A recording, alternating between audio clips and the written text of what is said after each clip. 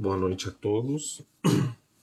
Estamos aqui para mais um encontro quinzenal para a leitura da História Geral da África, da Unesco, em parceria com o Instituto Social Simone Silva. Desejo que todos estejam bem e vamos ter a nossa leitura semanal.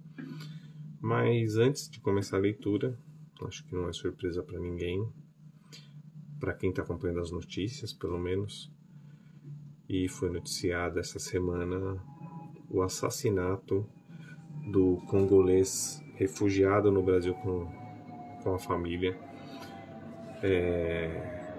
Moise Mugeni. Mais uma pessoa refugiada da instabilidade econômica, social, política, militar no continente africano no geral.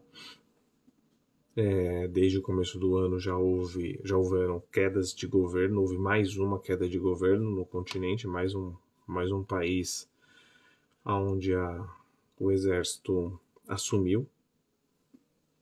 Então é um lugar com bastante instabilidade, assim como a América, assim como o leste europeu, como a Ásia. E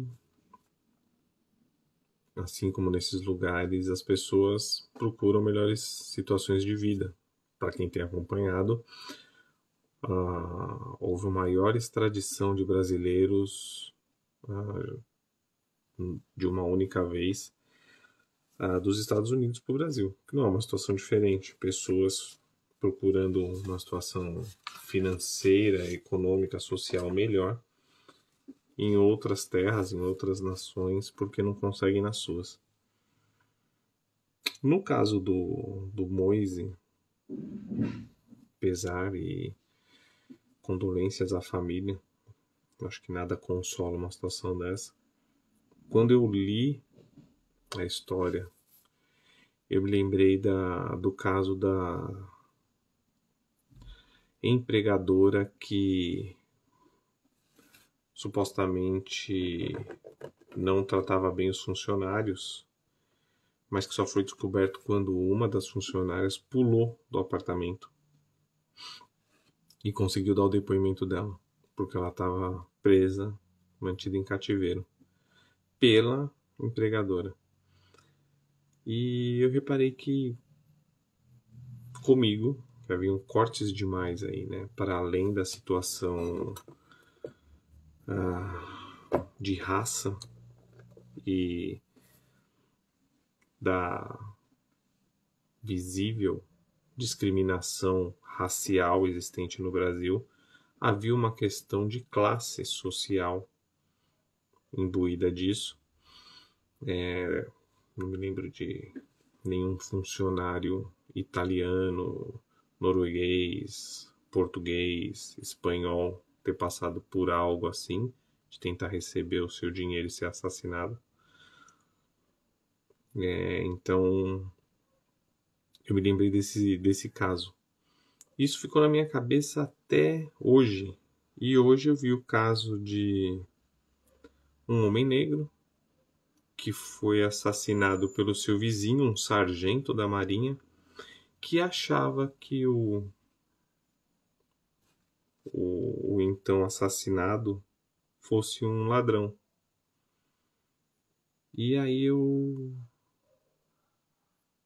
acho que eu percebi uma coisa que eu não estava olhando. Bandido no Brasil, ele tem cor, né? Ele tem raça. Porque não me lembro do Ike Batista sofrer algo parecido. Não me lembro do Maluf sofrer algo parecido. E a lista de incriminados brancos não é pequena, mas não é comum ver esse tipo de situação. Então, se há um golpe bilionário na bolsa de valores por um homem branco, ele não tem cara de criminoso. Se um judeu branco é acusado de corrupção Ele não tem cara de ladrão ou de bandido, mas um homem que chega em casa e é afrontado por um sargento da Marinha e assassinado por um oficial militar brasileiro. Nós sabemos como essa instituição é ilibada, né? Desde antes da Guerra do Paraguai, só tem histórias bonitas do poderio militar brasileiro e dos seus representantes. Parece que se constitui uma característica bem presente de um trabalho de eugenia aplicado pelo Brasil como uma política de embranquecimento que aparentemente deu certo. Porque só o negro é bandido, só o negro é ladrão, só o negro é agredido pelo patrão ou pelo contratante sem nenhuma preocupação. E é assim que a gente começa a leitura.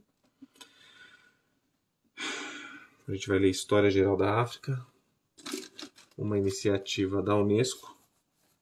História Geral da África, livro 1, Metodologia e Pré-História da África.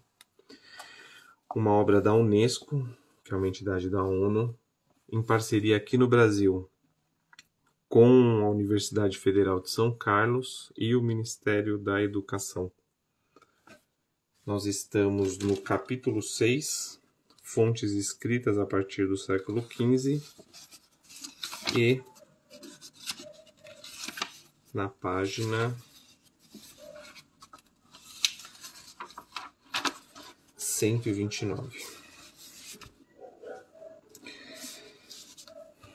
Fontes arquivísticas particulares, relatórios confidenciais e outros testemunhos.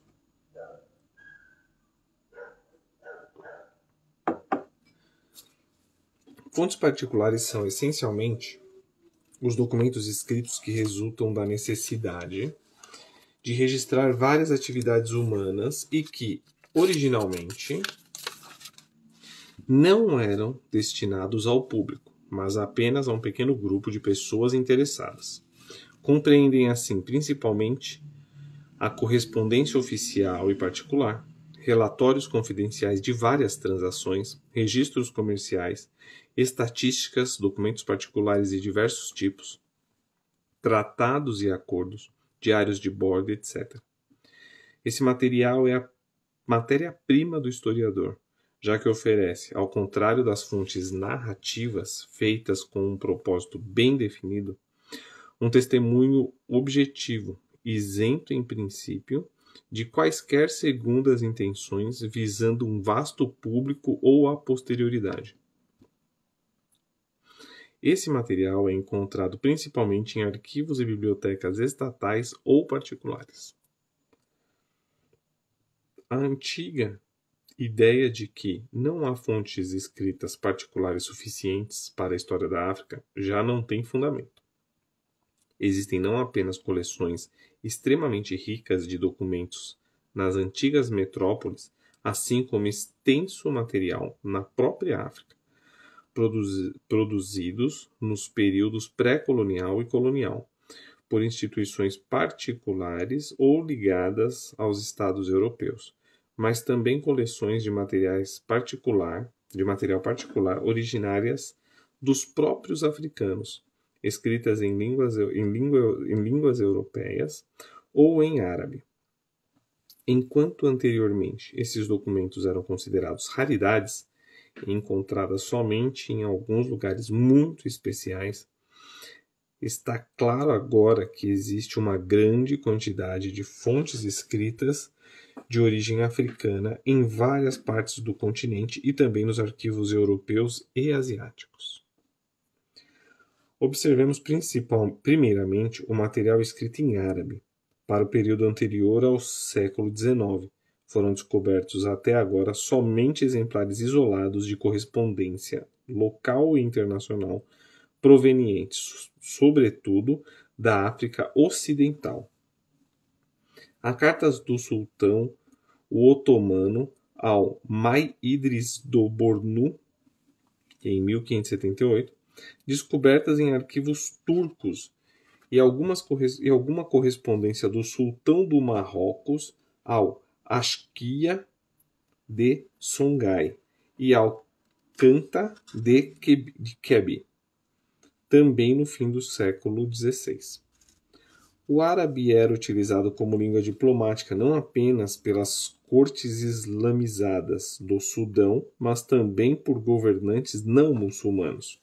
O caso mais conhecido é o dos assenteenes, que utilizaram os serviços de escribas muçulmanos que escreviam em árabe para redigir sua correspondência com seus vizinhos do norte, assim como com os europeus da região costeira. Algumas dessas cartas foram encontradas na Biblioteca Real em Copenhague. A chancelaria árabe de Kumasi funcionou durante grande parte da segunda metade do século XIX, e o árabe também era utilizado para manter registros e decisões administrativas e judiciais, transações financeiras, e etc. No outro lado da África, tem-se como exemplo o tratado escrito em árabe entre o comerciante de escravos francês Maurice e o sultão de Kilwa, no ano de 1776. No século XIX, presenciou um aumento considerável da correspondência em árabe em todo o continente. Com o estabelecimento de estados centralizados no Sudão, houve um desenvolvimento das atividades administrativas e diplomáticas, tendo sido descoberto um abundante material desse tipo, principalmente no sultanato de Socotói, em seus emirados dependentes, da Guandu a Adamawa, no estado de Massina, ou no estado de Liptako, e no Império de Bornu. Todos os governantes muçulmanos de grandes ou pequenos estados mantinham correspondência intensa entre si e com as potências coloniais em desenvolvimento.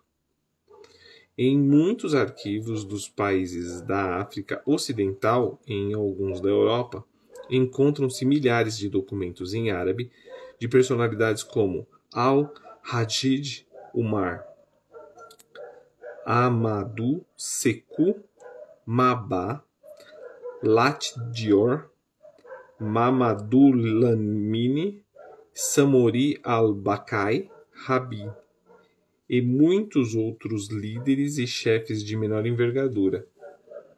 As administrações coloniais em Serra Leoa, Guiné, Nigéria e Costa do Ouro também mantinham sua correspondência com eles em árabe. Existem cartas trocadas entre o Pachá otomano de Trípoli e os sheiks Bornu, entre o sultão de Darfur e o Egito, entre Tombuctu e o Marrocos. O mesmo ocorreu com a África Oriental. Parece, entretanto, que os arquivos de Zanzibar não são tão ricos em documentos árabes, como poderia se esperar de uma cidade com tão grandes interesses comerciais e políticos. Deve haver, evidentemente, um vasto número de documentos, com diversidade de conteúdo, em coleções particulares. A reunião e catalogação de todos esses não será uma tarefa fácil, mas é indispensável no futuro próximo.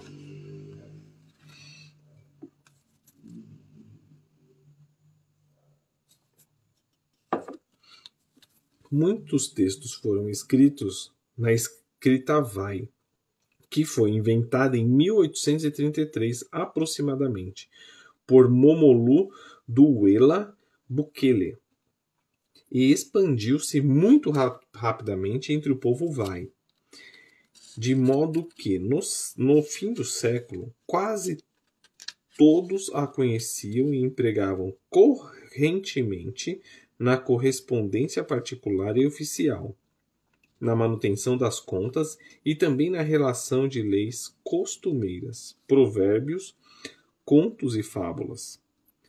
Muitos povos vizinhos como os Mende, os Tomá Loma, os Jerzé de Kipele e os Baza, adotaram e adaptaram a escrita Vai, empregando-a com propósitos semelhantes. No início do século XX, o sultão Njoia de Bamun, Camarões, inventou para a língua Banmun uma escrita especial que ele reformou 4 vezes durante a vida. Mas, contrariamente à escrita Vai, utilizada geralmente pela maioria do povo, o conhecimento da escrita Banmun permanecia restrito a um pequeno grupo da corte do sultão. Todavia, Njoia compôs um grande volume sobre a história e costumes de seu povo nessa escrita, um livro no qual ele continuou a trabalhar durante muitos anos e que constitui um verdadeiro manancial de informações valiosas sobre o passado.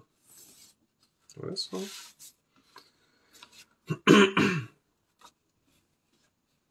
Devemos acrescentar os textos em Mizibidi, do Cross River Valley, sudeste da Nigéria, que consistem em inscrições em santuários e formas especiais de linguagem utilizadas entre os membros de algumas sociedades secretas. O material nas línguas europeias abrange o período do século XVI até hoje, escrito numa dúzia de línguas, é imensamente abundante e está disperso pelo mundo inteiro em centenas de lugares diferentes, arquivos, bibliotecas e coleções particulares. Essa situação torna sua utilização pelos historiadores bastante difícil, especialmente em casos onde não há guias nem catálogos à disposição.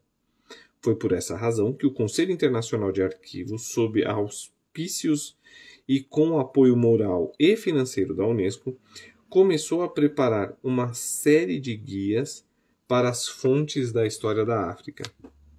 O principal objetivo era satisfazer as necessidades dos estudantes de história da África, facilitando o acesso a todo o corpo de fontes existentes.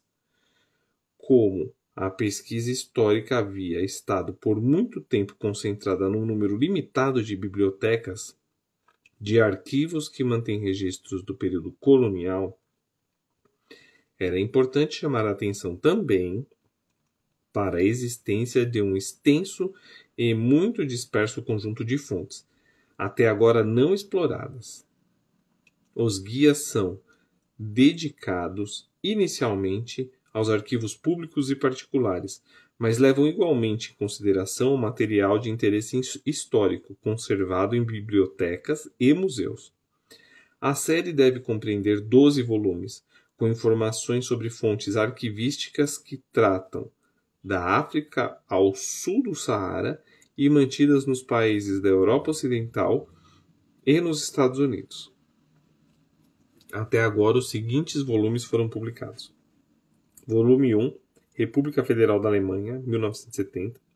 Volume 2, Espanha, 1971. Volume 3, França 1, 1971. Volume 4. França 2, 1976. Volume 5. Itália, 1973. Volume 6. Itália, 1974. Volume 8. Escandinávia, 1971. E volume 9. Holanda, em 1978. O volume 7, Vaticano, é esperado para um futuro próximo. Os volumes abrangendo a Bélgica, o Reino Unido e os Estados Unidos aparecerão separadamente, mas seguirão o mesmo método de apresentação. Como foi muito apropriadamente dito por Joseph Kizerbo em sua introdução para a série Na Batalha para a Redescoberta do Passado Africano, o Guia das Fontes da História da África constitui uma nova arma estratégica e tática. Olha só.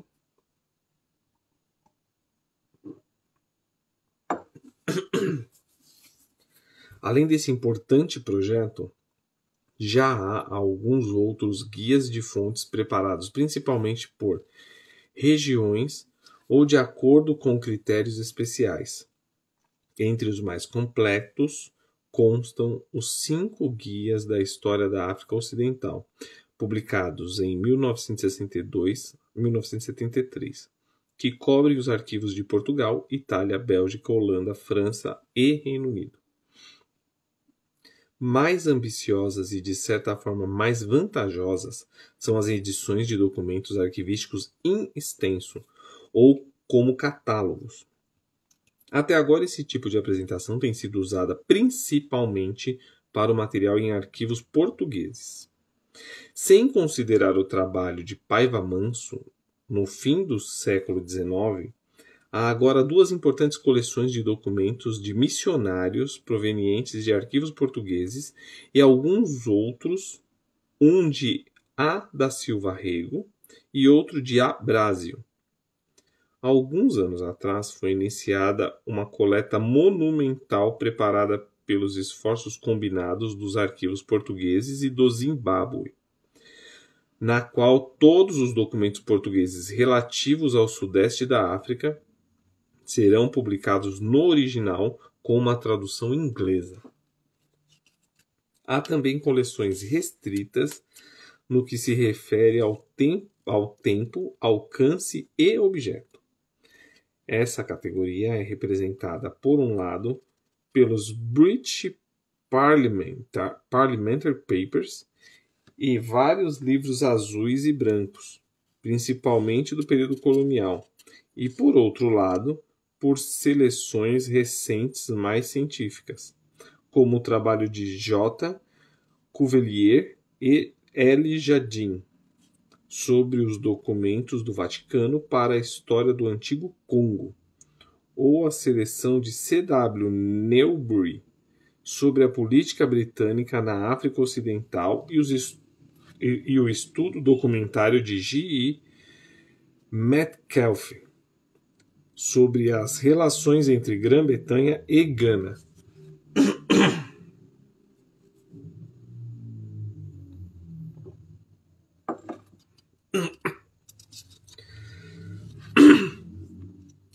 A mesma categoria pertence à grande coleção de material arquivístico sobre a política italiana em relação à Etiópia e países vizinhos, em vias de publicação por C.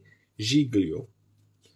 Muitas outras coleções desse tipo em vários arquivos europeus tornaram acessíveis documentos para alguns aspectos da história colonial, mas seu ponto fraco reside precisamente em seu caráter seletivo, porque cada compilador segue, ao escolher o material, regras próprias, subjetivas, enquanto o pesquisador que examina uma questão necessita de todas as informações e de uma documentação completa.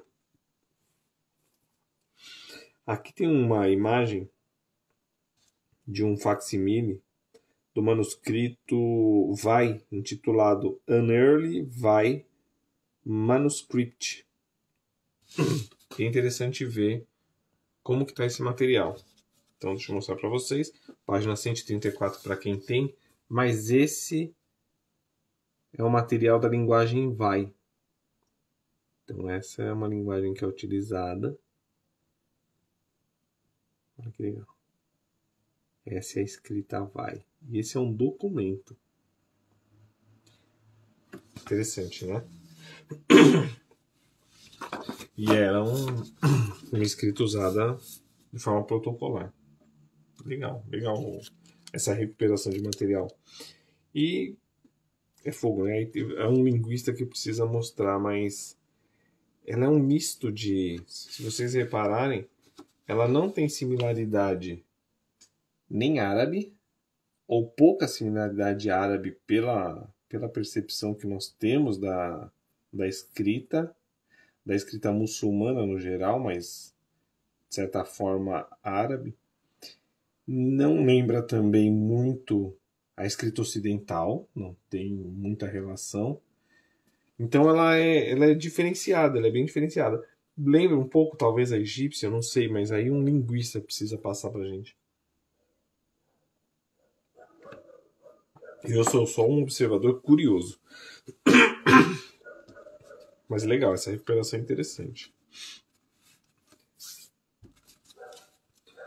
Pois bem, continuando. Em cada estado independente da África existe agora arquivos governamentais que também mantêm material herdado da administração colonial anterior. Apesar de alguns países terem publicado guias ou catálogos, a maioria dos arquivos na África ainda está em processo de classificação sistemática e descrição. A publicação de uma série de guias de todos os arquivos africanos, públicos e particulares, como os que estão sendo publicados para os arquivos da Europa, é, no momento atual, uma necessidade urgente. Oi, Lê. Os arquivos governamentais da África, comparados aos da antiga metrópole, têm suas vantagens e também seus inconvenientes. Com algumas exceções, a manutenção de registros detalhados só teve início na África na década de 1880, e há muitas lacunas nesse material, que devem ser compensadas por outras fontes, sendo o mais importante os registros dos missionários e comerciantes e os documentos particulares, e, evidentemente, os arquivos em capitais europeias. Por outro lado, as vantagens dos arquivos criados na África sobre os das antigas capitais metropolitanas são numerosas. A diferença marcante reside no fato de guardarem materiais e registros que têm relação mais direta com a situação local, enquanto os arquivos coloniais da Europa contêm principalmente documentos sobre a política do colonizador. Os arquivos africanos geralmente conservam registros do período pré-colonial, como relatórios dos primeiros exploradores, informações colhidas por comerciantes, funcionários públicos e missionários no interior, relatórios que não eram considerados dignos de serem enviados para a Europa, mas que são de extrema importância para a história local. Conservam ainda um número muito maior de documentos produzidos por africanos que os arquivos da Europa. Em geral, apesar da quantidade de material duplicado em arquivos da Europa e da África, qualquer pesquisador que trabalhe somente com fontes de antigos arquivos metropolitanos tenderá a escrever uma história dos interesses europeus na África e não a história dos africanos. Por outro lado, a utilização exclusiva de arquivos mantidos na África não pode fornecer um quadro completo, já que muitos registros e documentos estão faltando ou são incompletos. Para concluir, devemos mencionar alguns outros tipos de documentos da mesma categoria. Inicialmente trataremos dos mapas e outros materiais cartográficos.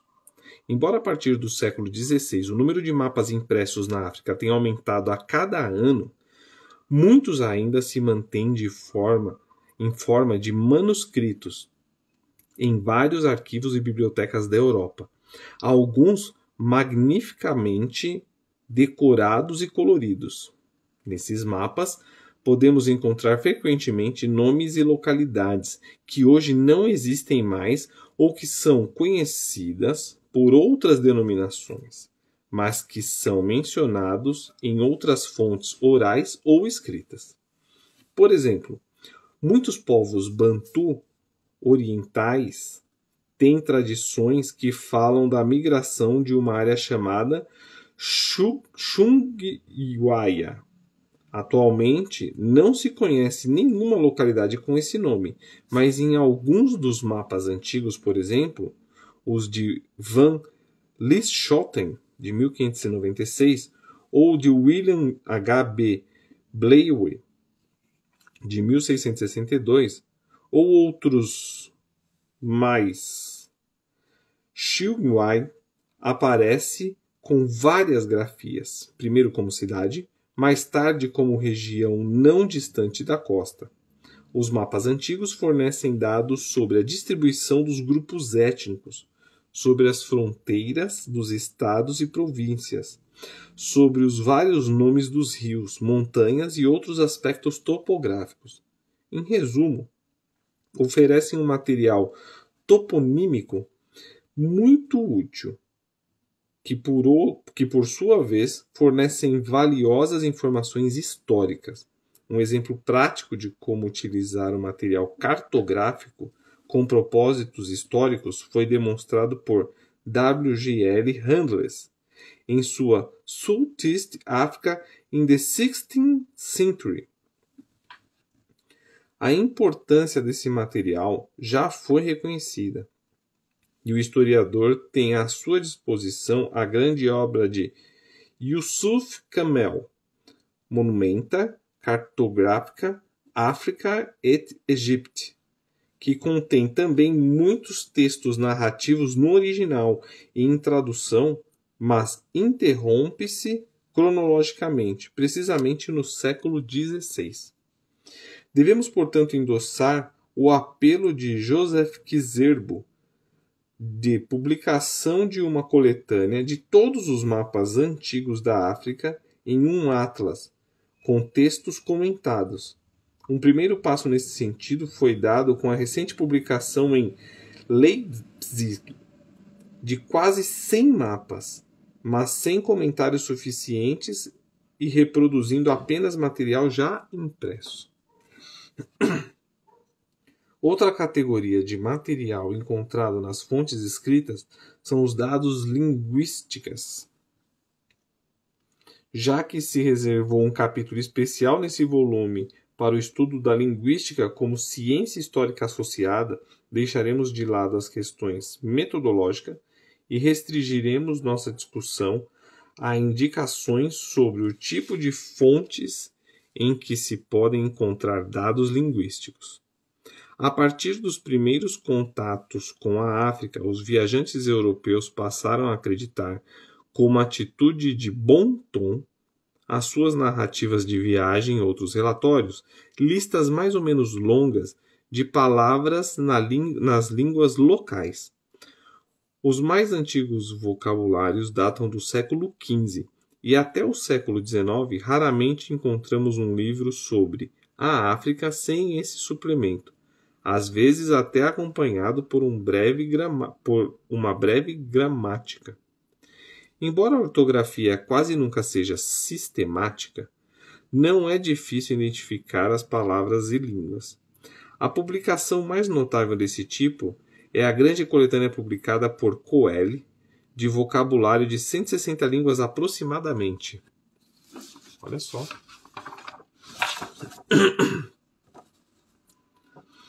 Curtin, Vancina e Hare demonstraram que o valor da obra é mais que linguístico.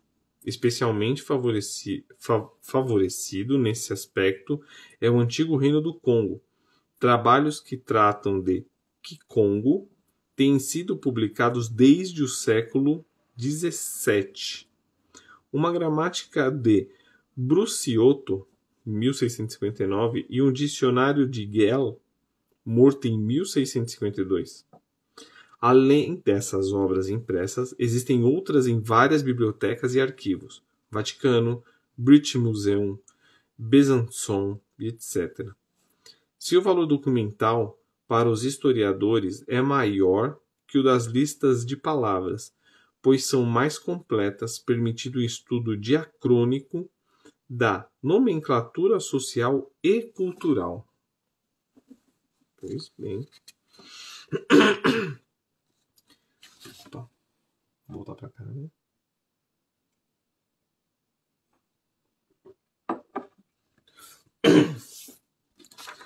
Fontes escritas, narrativas e arquivísticas nas línguas africanas, orientais ou europeias representam um conjunto imensamente rico de material para a história da África.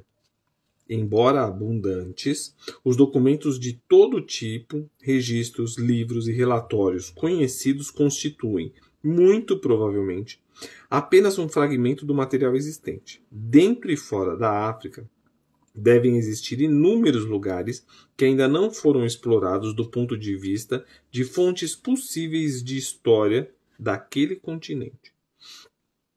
Essas regiões inexploradas constituem verdadeiros espaços em branco no mapa do nosso conhecimento das fontes da história africana.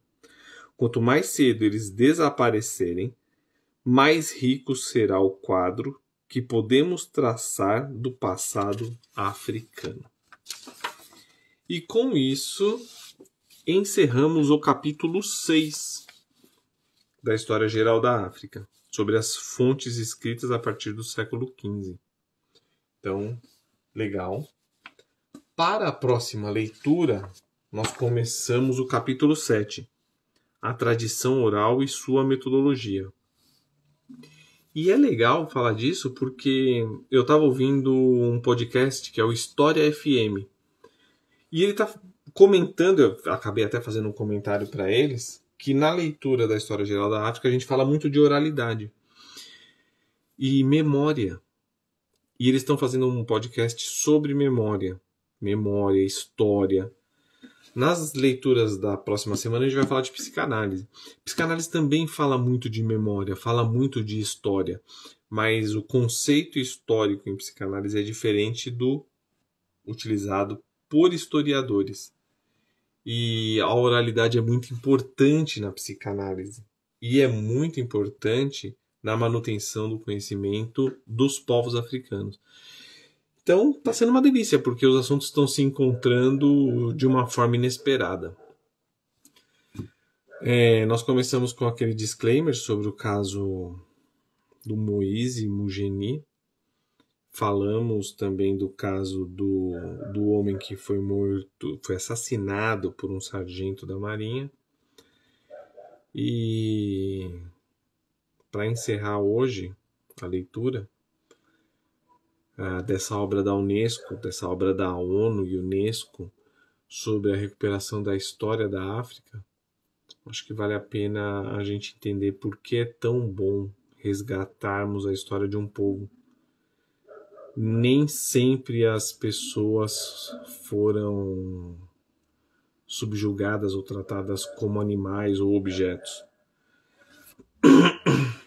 Mas hoje, no século XXI, no Brasil, e eu vou falar pelo Brasil e pelo que está acontecendo aqui, algumas pessoas valem menos do que outras. E algumas valem menos do que outras pela raça a qual são identificadas, pela cor de pele, pela genética da sua ancestralidade que lhe é repassada. E eu digo isso porque hoje a Alê entrou aqui. A Alê é filha de uma mãe negra com um pai branco e ela é branca. E eu sou filho de uma mãe negra com um pai branco e também sou branco.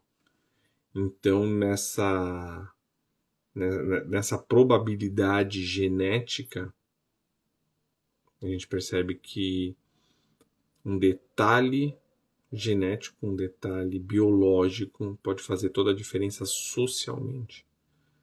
Porque eu certamente não sofri o que minha mãe sofreu, ou que a minha ascendência, aqueles que vieram antes de mim, do lado negro da família, passaram. E isso é um fato social. Isso é uma questão social, sociopolítica, sociocultural e que persiste, que insiste, que permanece e resulta em atos, em atitudes como essa, assassinato de 2 negros em uma semana, que foram midiáticos, que atingiram a mídia. Os casos paramidiáticos ou fora da mídia são muito maiores. E lembrar que um trabalhador negro foi assassinado e um negro foi confundido com bandido pelo vizinho.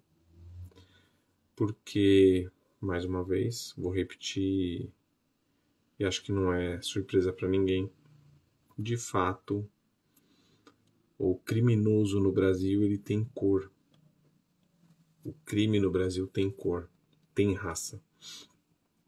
Eu falei de Eike Batista, falei de Maluf e há um sem número de casos de pessoas criminosas de alto escalão de milhares ou milhões de reais que nunca vão ser considerados bandidos. Não tem cara de bandido. Porque a cara de bandido é negra no Brasil. Uma pena. Então, boa noite e boa semana para todos.